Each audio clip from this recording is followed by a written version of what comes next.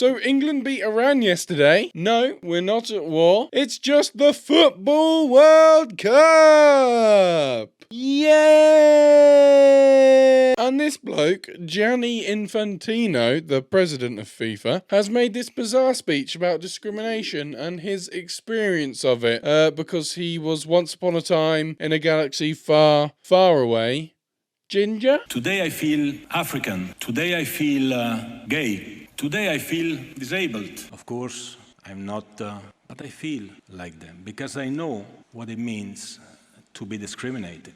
As a child, I was bullied because I had red hair, plus I was Italian, so imagine.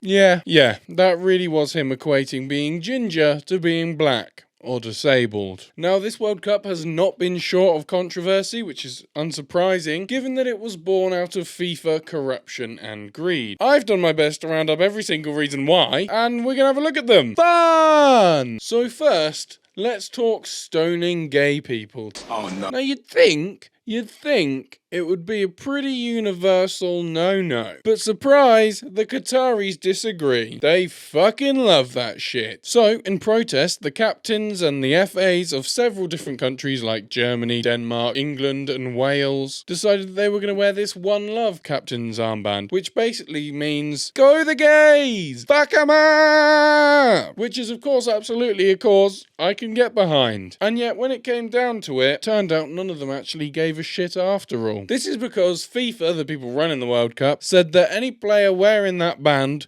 would get a yellow card. Now, for those of you who don't know what a yellow card means in football, it's nothing. It's a glorified, you naughty. Yeah, you don't get suspended for it. You don't get sent off. You don't lose points. It's nothing. But that was all it took for them to back out. If you ask me, they're all cowards. Now, of course, this inspired the Keep Politics Out of Football Brigade. Now, I understand the need for some escapism sometimes, the need to just not think about politics for a bit. In this capitalist dystopia in which we Westerners live, it's necessary. Everything can often feel too much. But I just want to say two things. One, LGBTQ plus people being allowed to exist without dying for it, I wouldn't really say is politics as much as it's a basic human right. And number two is that sporting events just like this one have always and will always be used for political movements to spread their message. It's not a bad thing. It can be a good thing for a massive amount of people. Just because you're not one of them does not make it not worthwhile. Oh yeah, another thing that happened is that David Beckham, a gay icon and known Spice Girl enthusiast, has been paid reportedly around the £10 million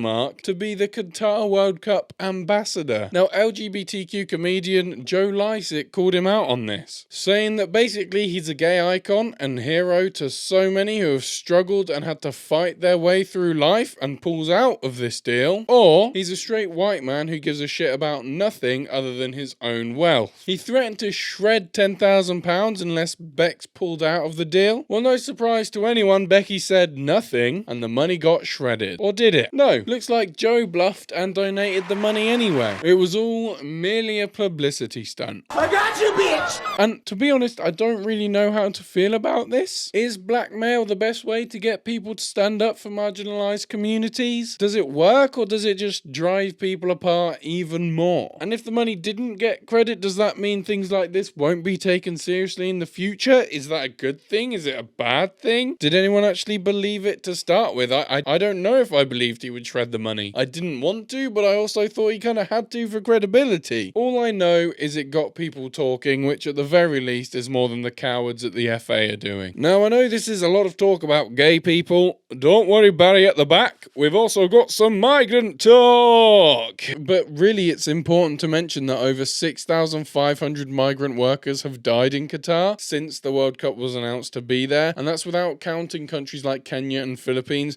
who are known to send a large amount of workers. Oh, and let's not forget this being the first ever carbon neutral World Cup, which is of course a baseless bullshit claim because it's not even close. So ultimately, who's to blame for all this? I mean, of course, primarily it has to be with FIFA. How can they award such a backward country the world's most watched sporting event. It doesn't make sense. But that doesn't mean that Qatar get away scot-free. After all, they're the ones doing all this evil, horrific shit and bribed their way to get it in the first place.